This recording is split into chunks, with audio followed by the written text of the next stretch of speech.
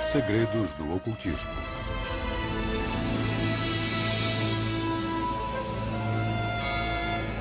Os magos.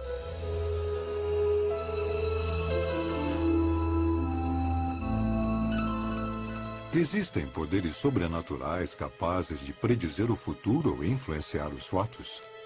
Muitos médiuns, astrólogos e tarólogos acreditam nisso. Outros tentaram fornecer provas. Entre os que afirmaram possuir poderes ocultos está Aleister Crowley. Ele acreditava saber usar a força da mente para curvar qualquer pessoa à sua vontade. Um dia, na década de 1920, enquanto andava por Nova York com seu amigo William Seabrook, ele pôs seu poder à prova. Seabrook pediu por uma demonstração e... Então, Crowley apontou um cavalheiro que estava andando pela rua e disse, veja isso. Crowley começou a imitar o jeito de andar daquela pessoa e, de repente, Crowley caiu de joelhos e se levantou. O homem que ele estava imitando escorregou e caiu na calçada. Ele se levantou, olhou para ver o que tinha acontecido e não pôde entender. E essa foi uma demonstração dos poderes mágicos de Crowley. A história é lendária em círculos ligados ao ocultismo e tomada como prova de um conceito chamado ação à distância. Ocultistas, em geral, acreditam que podem afetar as coisas de longe, seja adivinhando e vendo de longe, seja realmente influindo à distância. A magia é tanto uma arte quanto uma ciência. Certas coisas causam certos efeitos práticos. Ao mesmo tempo, elas têm que ser feitas com certa intenção e até com talento para funcionarem. Seria Crowley um mestre das artes ocultas em pleno século XX, como alguns dizem? Suas crenças não eram novas. Crowley tomou como guias os egípcios, antigos ocultistas que acreditavam que feitiços poderiam curar doenças e fazer as colheitas crescerem. Muitas coisas que eram tidas como sobrenaturais passaram a ser aceitas como fatos. Isaac Newton acreditava que uma força invisível, chamada gravidade, mantinha os planetas em órbita em volta do Sol, o que é ação à distância. Mas Newton hesitou em divulgar sua revolucionária teoria da gravidade, temendo que fosse vista como magia. A ciência atual está esbarrando com ideias, lidando com a zona onde a magia, espiritualidade e religião se encontram, pois são todas maneiras de tentar entender como o mundo funciona. Oculto significa secreto ou escondido, e seus primeiros mestres eram vistos como verdadeiros magos, mas também são os primeiros cientistas. Suas descobertas nas artes ocultas da astrologia e alquimia foram o berço das disciplinas científicas modernas. Voltando para os tempos antigos, não havia ciência. Então, os magos e os alquimistas e os proto-matemáticos também estavam fazendo ciência, assim como faziam literatura, filosofia, cosmologia e religião. Não havia separação entre essas coisas. Com o nascimento do que chamamos de ciência moderna, a ciência e o ocultismo seguiram por trilhas separadas. Muitos ainda veem o oculto com suspeita, mas a ciência moderna vem trabalhando à beira do sobrenatural, tentando desvendar mistérios que instigaram os primeiros magos. Físicos sérios estão considerando a viagem no tempo. Físicos sérios estão considerando universos paralelos. Físicos sérios estão tentando entender as 11 dimensões da teoria das cordas. E quando chega nesses domínios, você começa a olhar para o mito e para o pensamento mágico, o pensamento quase surreal, como um jeito de falar sobre tais questões. Foram os primeiros mestres ocultistas os guardiões de segredos que a ciência moderna está apenas começando a redescobrir? A trilha do ocultismo começa no Egito, 5.000 anos atrás, um pouco antes da ascensão dos grandes faraós, da invenção dos hieróglifos ou dos pictogramas. Os egípcios documentavam sua história e religião e desenvolveram sistemas complexos de astronomia, astrologia e geometria. Eles acreditavam que o poderoso conhecimento vinha do deus Thoth. Thoth, ou Tahut, era o deus egípcio da magia. E mais do que apenas o deus da magia, era o deus da escrita, da astronomia, da matemática e da ciência. Ele inventou a linguagem, inventou a escrita. Apenas sacerdotes com treinamento especial tinham acesso ao conhecimento secreto de Thoth. Imhotep, construtor da primeira pirâmide, foi um dos escolhidos. Tote era considerado aquele que nos deu a escrita, os números e as artes de autoconhecimento através de trabalhos com a consciência. Há quem pense que ele era uma pessoa que foi deificada por suas realizações. Outros acreditam que era uma entidade mística desde o início. As lendas dizem que o livro de magia escrito por Thoth continha segredos dos deuses. Considerava-se que o livro de Thoth estava situado no plano astral. Ele não era um objeto físico, mas algo a que você só chegaria numa verdadeira viagem de consciência. Então, provavelmente é uma das mais antigas ocorrências de mediunidade, onde um indivíduo poderia atingir um estado especial da mente e contatar a energia de Thoth, onde pudesse encontrá-la e ser guiado por esse tipo de consciência multilingüe e multicodificado. Se você for descrever o livro de Thoth, você pode muito bem olhar uma construção como a pirâmide ou a esfinge e dizer que os ensinamentos ali contidos são páginas do livro de Thoth. Portanto, todas as medidas, todas as palavras, todos os conceitos são parte do livro de Thoth. Mas o livro de Thoth jamais foi encontrado. O deus teria ordenado que fosse enterrado sob o Nilo e protegido seus segredos com uma maldição. Os arqueólogos modernos acabaram descobrindo que muito do conhecimento que os egípcios creditavam a Thoth foi criado pelos babilônios. Em 4.000 anos antes de Cristo, foram eles que calcularam os movimentos planetários, que inventaram o ábaco, o primeiro sistema de sequência numérica e as primeiras formas de astrologia e de astronomia. Essa informação se espalhou pelo Egito e ajudou a desenvolver uma das maiores culturas da história. Mas, assim como os egípcios, os babilônios atribuíam seu conhecimento ao divino. Todo templo era um observatório, era um local de astronomia para estudar os planetas. O conceito do divino é um modo de tentar entender a vontade dos deuses. E para tentar entender a vontade dos deuses, você precisa de algo para ler sobre eles. Alguma coisa que mostre o que eles fazem. Os babilônios usaram uma das mais antigas artes ocultistas para entender seu mundo: a adivinhação, ou acesso ao sobrenatural. Os movimentos dos planetas pelo céu costumavam ser considerados as pegadas dos deuses e deusas. E quando os planetas se alinhavam ou sofriam interações ou um retrocedesse enquanto o outro avançava, acreditava-se que tudo isso afetava o mundo. Começou na Idade da Pedra, quando os xamãs invocavam espíritos para garantir sucesso na caçada. Algumas pessoas que ganhavam a reputação entre os antigos de terem experiências místicas tornavam-se os representantes religiosos do clã. Essas pessoas teriam se comunicado pelas vias da imaginação, algo como um diálogo com os deuses ou diálogo com os espíritos, ou teriam afetado algum acontecimento. No Egito, a adivinhação se desenvolveu em um sofisticado sistema de rituais e cerimônias concebido para contatar os deuses que governavam nosso mundo. É claro que estavam tentando influenciar coisas como o sucesso nos negócios ou na colheita. Os egípcios recorriam a rituais, a encantamentos e a símbolos para transmitir todas essas coisas. O próprio faraó era o líder religioso, então ele era provavelmente o mestre praticante tanto da religião quanto da magia. Muito do que era chamado de magia cerimonial, como o preparo de feitiços e o uso de palavras mágicas e de encantamentos, veio dos egípcios. Quando os mercadores fenícios espalharam esse conhecimento pelo mundo mediterrâneo, a magia se disseminou. Eles codificaram um alfabeto que alinhava os sons da fala, o sistema numérico, os signos zodiacais, os planetas e os aspectos do céu. Então você podia, com esse alfabeto, conjurar palavras sagradas, podia contar, avaliar, calcular e podia usá-lo na astronomia. As origens sagradas dessas disciplinas foram gradualmente esquecidas. Em 1212 a.C., morreu Ramsés II, o último grande faraó do Egito. Exércitos invasores conquistaram o Império do Nilo. Seus segredos se perderam, mas não para sempre. Após o declínio da extraordinária cultura do Egito, outra civilização sobressaiu, a Grécia, no século VI a.C., com a ajuda de uma das mais pródigas mentes da história, Pitágoras. O nosso alfabeto, as construções que nos cercam e mesmo a música que ouvimos têm uma dívida com esse brilhante filósofo.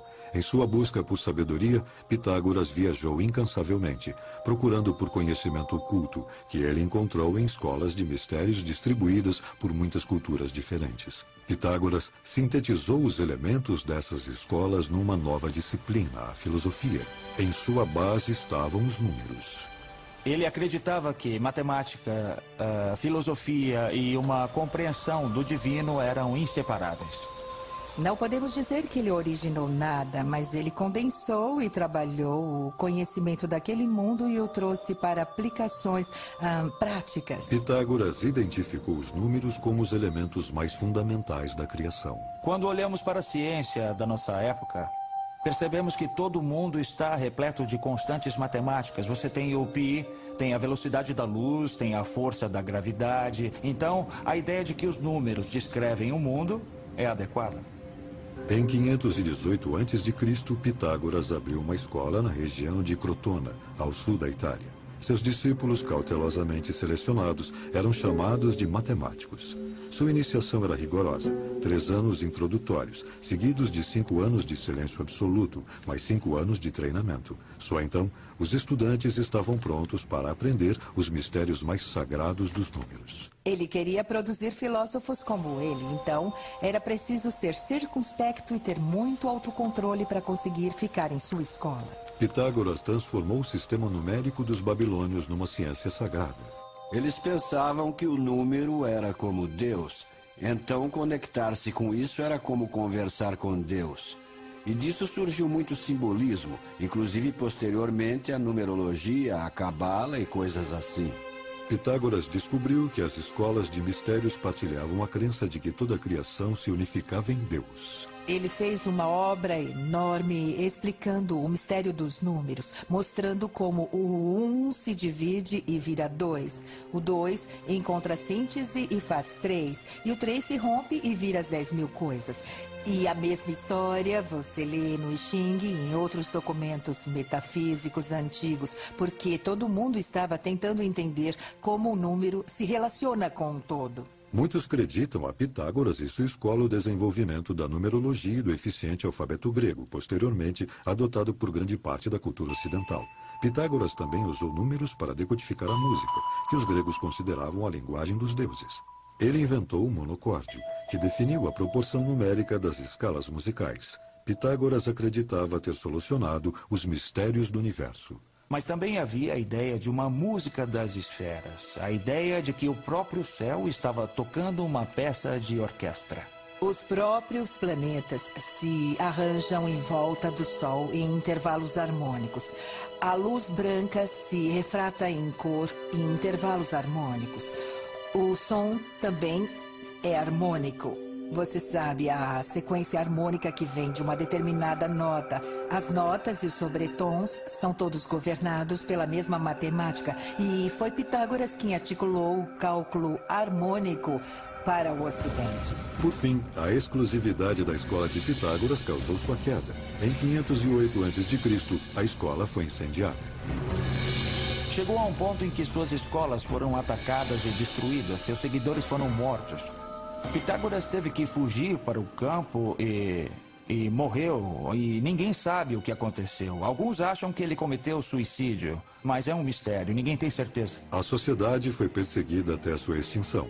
Gerações posteriores de gregos se pautaram na filosofia de Pitágoras e Aristóteles a transformou em ciência. Mas então veio o cristianismo, e nos 1000 anos seguintes, a religião cobriu de sombras a ciência e o ocultismo. No Discovery Channel. Durante os primeiros 15 séculos do cristianismo, o conhecimento ocultista ficou relegado à clandestinidade. Quando a consolidação judaico-cristã da espiritualidade ocidental se tornou o modelo obrigatório, a magia passou para a marginalidade e se tornou um assunto proibido e maldito. Os padres eram os intermediários entre as pessoas e o divino. O cristianismo também exerceu uma influência política sem paralelos. A igreja havia desenvolvido uma hierarquia, assim como a ideia de que Deus falava através do Papa, que transmitia seus desejos para os demais. A igreja também se firmou através de alguns monarcas. A igreja insistia em seu acesso exclusivo à autoridade divina. Como em qualquer situação, se todo mundo pode fazer, então você não pode dizer que seu grupo é bem especial. Por séculos, a Europa Ocidental viveu sob o controle da igreja. Na Idade Média, a magia se tornou um ato de rebeldia perpetrado como um ato anticristianismo contra a autoridade da igreja. A igreja perseguiu os ocultistas, condenando-os por acreditarem que o indivíduo poderia ter acesso direto a Deus. Eles pegaram todo o conceito de hierarquia clerical, os padres, a própria igreja como local de culto e disseram: não, você não precisa de nada disso.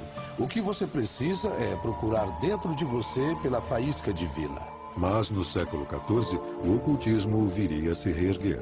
Ironicamente, parte da responsabilidade disso coube à Guerra Santa da Igreja, as Cruzadas. Os monastérios do leste, na fronteira com o mundo muçulmano, haviam preservado textos antigos dos gregos e dos ocultistas. Estudando-os por curiosidade, os cruzados retornavam levando um grande número desses documentos de volta à Europa.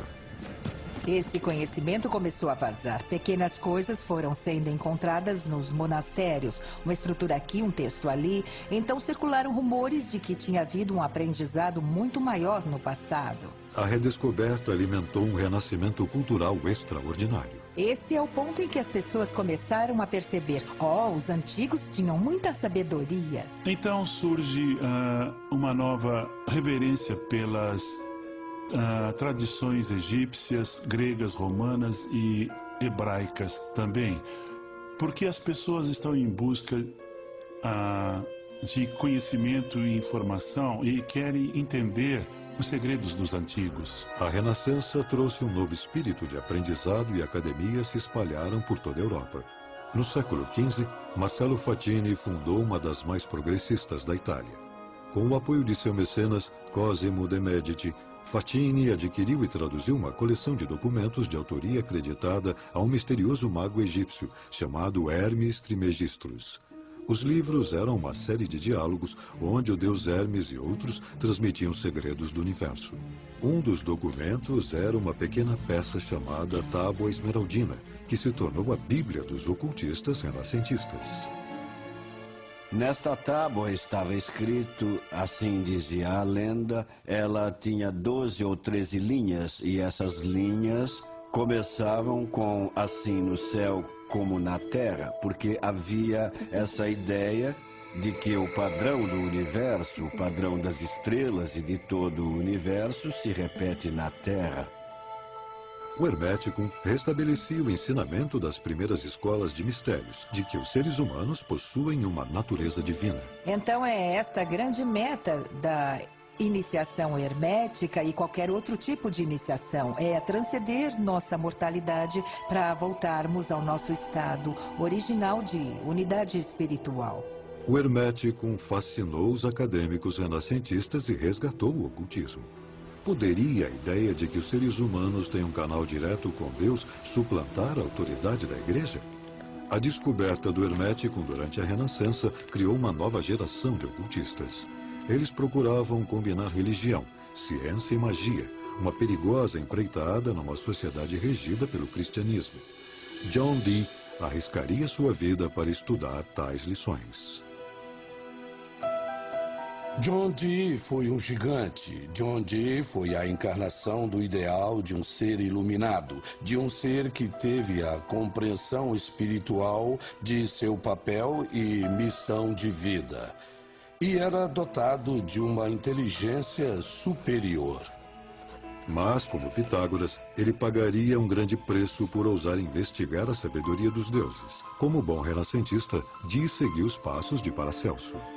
Ele se valeu da experimentação e se tornou um cientista talentoso, inventor, matemático, criptógrafo brilhante e pioneiro no campo da navegação. Mas ele também era um ocultista, era um feiticeiro, um astrólogo, era astrólogo pessoal da corte da Rainha Elizabeth. E, desse modo, seus interesses eram essencialmente estar em sintonia com o pensamento de seu tempo. Não havia uma distinção clara entre magia e ciência, e ele estava tentando compreender o mundo à sua volta. Quando a Rainha Elizabeth assumiu o trono da Inglaterra em 1558, ela nomeou Dee o astrólogo da corte. Mas sua influência foi muito além dessa posição. O famoso mago da Inglaterra também era um espião da rainha. Ele se envolvia em intrigas políticas. Ele era um aliado de confiança da rainha, mas também trabalhava nos bastidores em toda a Europa para ajudar a diminuir o poder da Igreja Católica e colocar o poder da Igreja Protestante em seu lugar. Guiada por Dee, a Rainha Elizabeth legitimou oficialmente a ciência oculta mais significativa da Renascença, a alquimia. Os alquimistas tinham duas metas: curar doenças e transformar metais básicos em ouro. Eles acreditavam que obteriam sucesso ao encontrar a pedra filosofal, um agente místico que também levaria os alquimistas a um elevado estado de consciência. Era uma abordagem para tentar entender como o mundo físico trabalha. A prática da alquimia foi a precursora da química moderna. A alquimia existia desde os antigos egípcios, mas nas mãos dos cientistas renascentistas atingiu outros patamares. Tudo o que sabemos e fazemos hoje na ciência moderna foi desenvolvido pelos alquimistas. Técnicas de laboratório eram parte da tradição alquímica. A observação de resultados e o método científico são filhos da alquimia. Os alquimistas estavam na vanguarda da ciência. Eles descobriram o fósforo, o zinco, a destilação do álcool, a natureza microscópica das doenças. Eles foram os primeiros a entender como o sangue circula no corpo.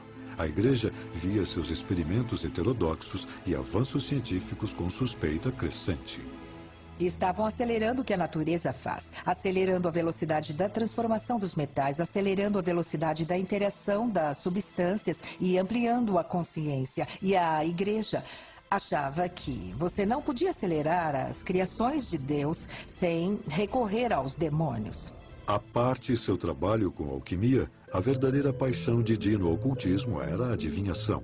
Ele acreditava que podia aplicar métodos científicos para se comunicar com seres sobrenaturais. A obsessão de Dee por contatar anjos teria consequências desastrosas. A arte de manipular objetos como ossos, folhas de chá e cartas de tarô vieram do leste muçulmano no século XIV e se tornaram um método popular de predição.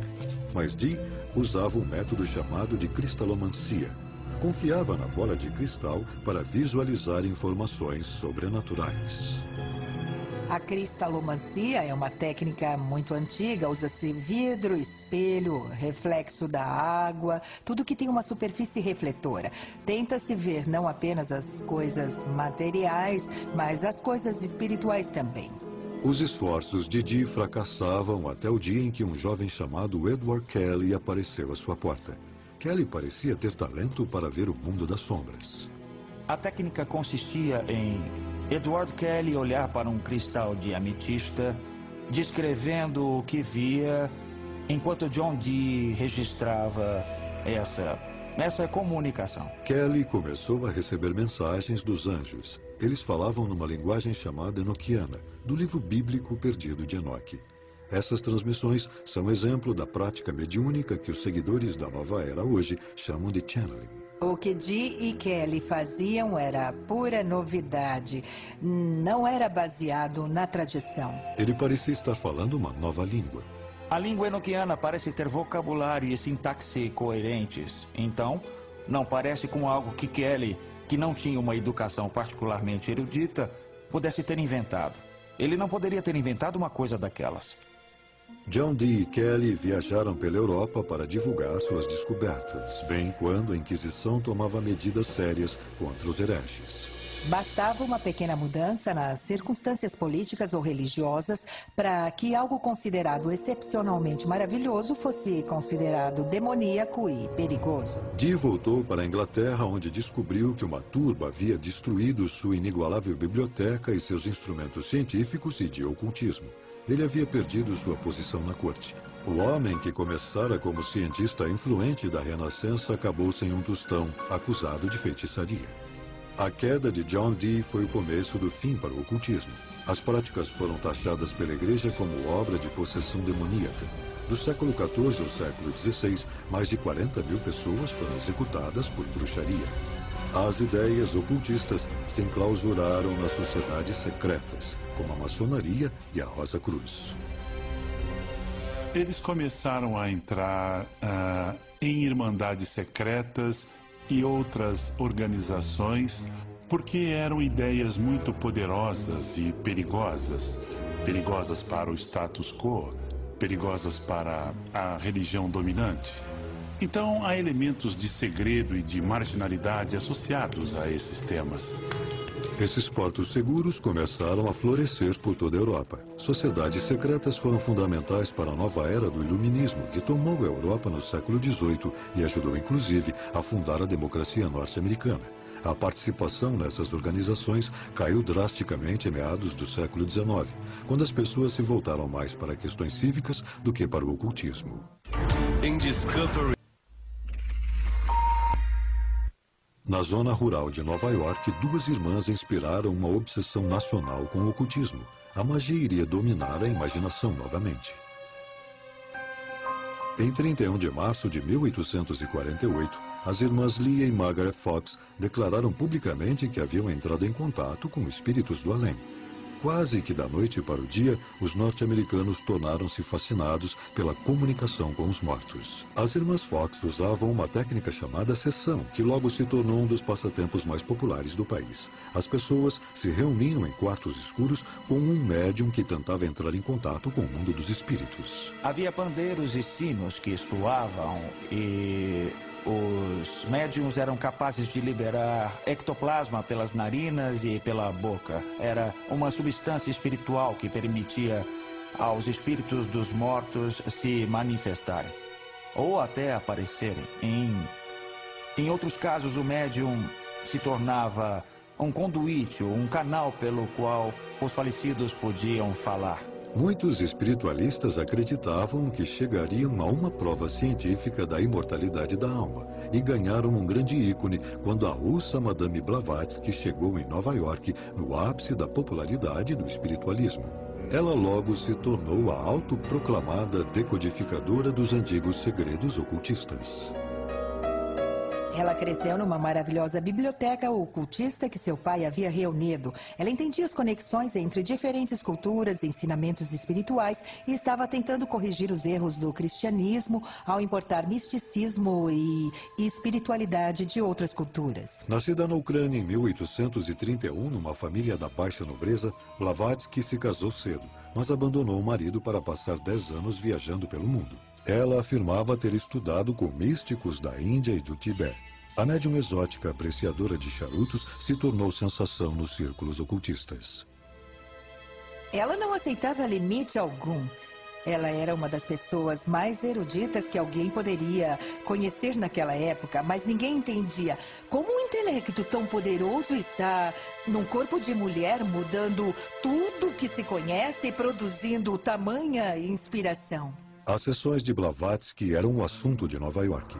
Cartas misteriosas apareciam, escritas por líderes espirituais que ela chamava de Grande Fraternidade Branca. Blavatsky não foi capaz de não se aproveitar da popularidade de suas sessões para defender sua própria causa. Ela usou as sessões para um efeito bem espetacular, para materializar cartas escritas por mestres falecidos como instruções que eram passadas a ela.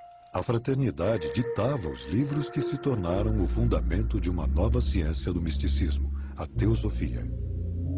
Blavatsky escreveu duas enormes coleções essenciais, Isis sem véu e a Doutrina Secreta, que pretendiam ser os ensinamentos, as lições secretas dessa fraternidade do Oriente, da escola de mistérios de iniciação. E ela transformou totalmente o panorama da civilização ocidental ao introduzir tais conceitos. Ela foi uma pioneira ao trazer ideias do esoterismo oriental para o Ocidente. Ela se focou nas semelhanças entre cristianismo, hinduísmo, budismo e outras tradições espirituais, defendendo que há, de fato, uma tradição por trás de todas as crenças espirituais do mundo. Blavatsky entendia seu trabalho como ciência espiritual e teceu conexões entre avanços científicos da época e crenças ocultistas. Ela divulgou a antiga visão mística oriental de que a essência do universo não é matéria, mas energia, o que antecipou descobertas da física moderna. Blavatsky também recuperou as crenças orientais de reencarnação e karma. Adquirindo rapidamente muitos seguidores, ela criou a Sociedade Teosófica. O termo teosofia que Blavatsky cunhou vem de duas palavras de origem grega. Uma é theos, que significa Deus, e sofia, que é sabedoria. Então, a Sociedade Teosófica ensinava a sabedoria sagrada. A Sociedade Teosófica se espalhou por todo o mundo e ainda existe em muitos países. Blavatsky foi saudada por seus seguidores como a mãe da nova era. Mas, apesar de seu grande carisma, ela foi vítima de seu próprio sucesso. Enquanto ela se tornava famosa, o negócio do espiritualismo e da mediunidade, em especial as sessões onde você contatava seus ancestrais, ganhou espaço em todo o mundo ocidental e ela achou que aquilo era charlatanismo. Então, ela quis representar um modelo que se destacasse daquilo e falasse a verdade dos grandes temas. Mas, infelizmente, no fim, ela se reduziu àquilo que tentava combater. Em 1885, Blavatsky foi investigada pela Sociedade Londrina de Pesquisa Psíquica. Eles concluíram que suas sessões eram armadas, que as cartas não apareciam magicamente do outro mundo. Haveria um aparelho com molas no quarto acima da câmara e bastaria que alguém colocasse uma carta no aparelho para ela deslizar de um andar ao outro e se materializar em suas mãos. Apesar de muitos seguidores devotos se recusarem a abandonar a teosofia, Blavatsky estava manchada pela fraude. Ela morreu logo depois. Seus seguidores estabeleceram um novo quartel-general na Índia, onde a teosofia prosperou. Um jovem devoto, Krishnamurti, foi identificado como um mestre reencarnado e designado para conduzir a Sociedade Teosófica ao século XX. A síntese de Blavatsky entre espiritualidade ocidental e oriental ganhou um novo terreno no ocultismo. Viver. Um homem descrito pelos jornais como a pessoa mais perversa do mundo afirmava ter penetrado ainda mais fundo nos mistérios. Nascido em 1875, Aleister Crowley foi criado num ambiente religioso rígido. Sua mãe o apelidou de besta a partir do livro das Revelações. Era um título que ele manteria por toda a sua vida. Ele se identificava como o anticristo, como a força que varreria essa terrível programação cristã que deformara a sua infância. Crowley começou a estudar o ocultismo como membro da Aurora Dourada. A Hermética da Aurora Dourada era uma sociedade secreta típica da era vitoriana na Inglaterra. Ela reunia todo o conhecimento que estava disponível naquela época. Havia tarô, havia a cabala, a magia angelical de John Dee e as tradições Rosa-Cruzes, todas elas combinadas em um único sistema. A Aurora Dourada atraiu boa parte da inteligência de Londres, mas Crowley acabaria por romper com o grupo. Ele encontrou seu próprio sistema de crenças após uma viagem ao Egito, onde sua esposa recebeu um sinal místico de que ele deveria se preparar para uma mensagem dos deuses. Obedecendo ao chamado, ele começou espontaneamente a escrever uma obra chamada O Livro da Lei. Esse livro anuncia uma nova lei para a humanidade. E, de fato, nos conta que nós somos entidades espirituais muito destemidas e iluminadas, que, de fato, nós somos como deuses. O livro da lei foi outra síntese entre a espiritualidade do Oriente e a do Ocidente. Crowley chamou seu novo sistema de Telema. Incorporava princípios da magia que ele dizia ter aprendido com os antigos egípcios e outras fontes ocultas. Ele se tornou um autoproclamado mestre da ação à distância, concentrando sua força de vontade para criar efeitos desejados. Aleister Crowley definiu magia como a arte e a ciência de causar mudanças de acordo com a vontade. Toda a sua abordagem é basicamente possibilitar ao praticante fazer as coisas acontecerem, a materializar o que ele quiser que aconteça no mundo. A lei fundamental de Telema é: faz o que tu queres, há de ser a lei. O amor é a lei. Amor sob vontade. Se para alguns isso pode significar a busca por um caminho superior, para outros é uma desculpa para todo tipo de comportamento desviado. Alguns críticos dizem que o próprio Crowley compartilhava da segunda teoria. Crowley praticava a sexualidade como caminho espiritual.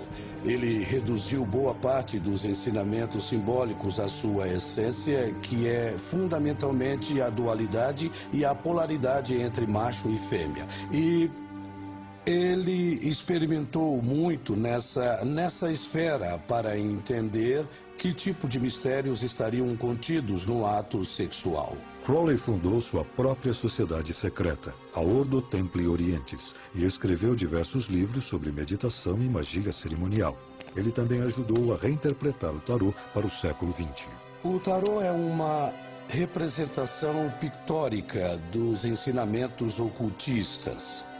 É um método de se aprofundar, de contatar os níveis arquetípicos de si mesmo, os níveis espirituais e de entrar num estado meditativo onde a intuição é aguçada a um ponto que talvez permita ver alguns padrões se desenvolvendo porque você está no estado mental propício. Embora tenha sido popularizado pelos nobres italianos no século XIV em cartas de baralho, alguns dizem que as origens do tarô remontam ao Antigo Egito. Ao longo do tempo, adquiriram significado oculto. Crowley desenvolveu sua própria versão chamada de Livro de Tó, baseada na magia egípcia que havia estudado. Acredita-se que o tarô, que hoje é uma ferramenta popular de adivinhação, revela informações sobre o consulente e sobre o futuro. Tudo que se relaciona num certo momento do tempo está conectado. Então, se duas pessoas se reúnem em torno de uma questão e manipulam uma ferramenta oracular como essa, e se essa manipulação tiver a intenção de atender a necessidade e o sentimento, então surgirá um reflexo especular da energia produzida entre as duas pessoas. Os textos de Crowley, como os de Madame Blavatsky, foram tomados como precursores de muitas ideias da nova era. Mas, apesar de seu trabalho sério no ocultismo, ele acabou se tornando famoso pelo abuso de drogas e comportamento sexual decadente. Quando Hitler subiu ao poder nos anos 30, a reputação de Crowley foi duramente atingida. Ele escreveu propaganda nazista e logo se tornou um excluído. Depois da Segunda Guerra Mundial, houve rumores de que Hitler teria usado os textos de Crowley e Madame Blavatsky para formar sua teoria sobre a superioridade ariana. Não acho que haja qualquer evidência de que Hitler leu as obras de Aleister Crowley propriamente. Sem dúvida é sabido que Hitler e membros de seu regime tinham grande interesse no ocultismo e que adotaram como seus alguns dos símbolos ocultistas. Doente e viciado em ópio, Crowley passou seus últimos dias numa pensão e morreu em 1947. Como outros ocultistas antes dele, Crowley tentou aprender os segredos dos deuses e terminou desacreditado e condenado pela sociedade. Eu acho que no caso dos grandes pensadores da história, que no fim acabam sendo perseguidos por suas crenças, o que acontece é que essas pessoas estão muito à frente de seu tempo e desafiam nossas concepções, deixando as pessoas desconfortáveis.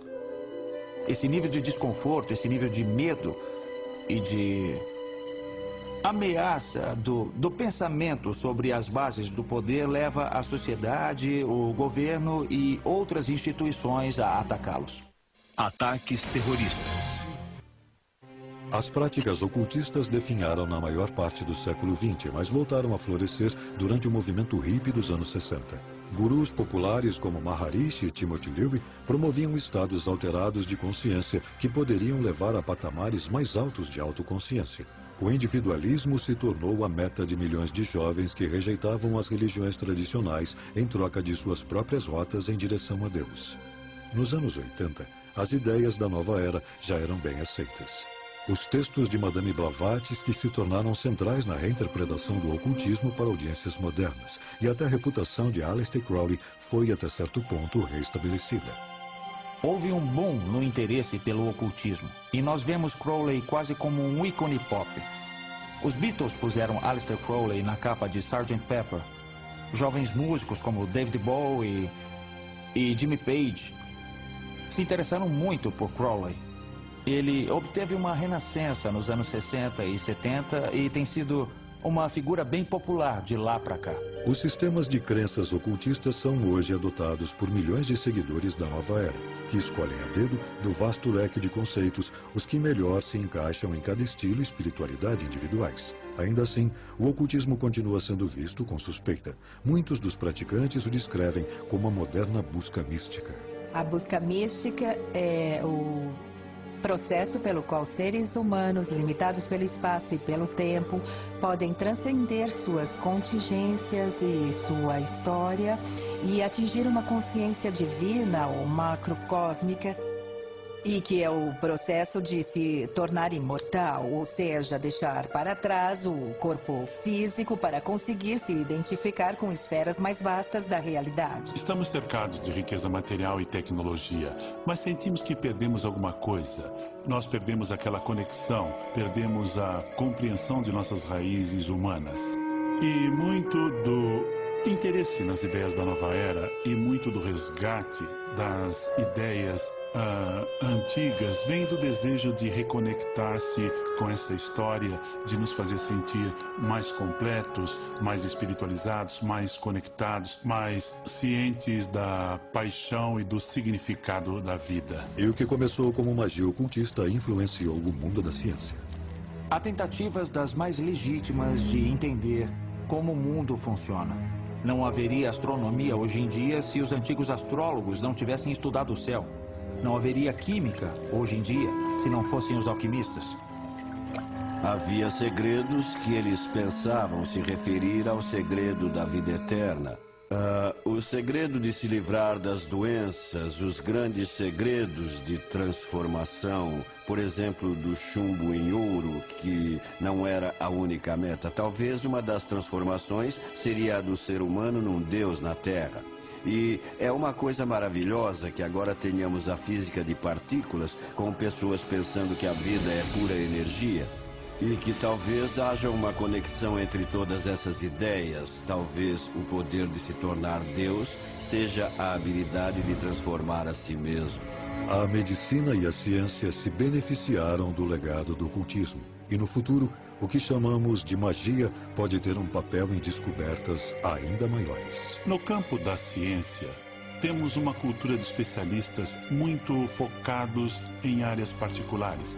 Então eu acho que alguma coisa da natureza holística do passado é necessário para fazer a revolução que nós ainda não conseguimos fazer na ciência. As crenças podem nos cegar. Sejam crenças religiosas ou crenças científicas. E o grande mérito dos experimentos ocultistas é nos manter abertos para todas as possibilidades. Apesar do progresso feito pela ciência, o mundo moderno ainda tem muitos mistérios que talvez nunca se expliquem. É o incognoscível, é o mistério. E o mistério é o centro da busca espiritual. Mas também é o centro da busca científica e da busca artística. É para isso que estamos na Terra, para perseguir esse mistério. Como os primeiros ocultistas, os cientistas modernos vão continuar procurando maneiras de adivinhar os mistérios do mundo e as forças que o criaram.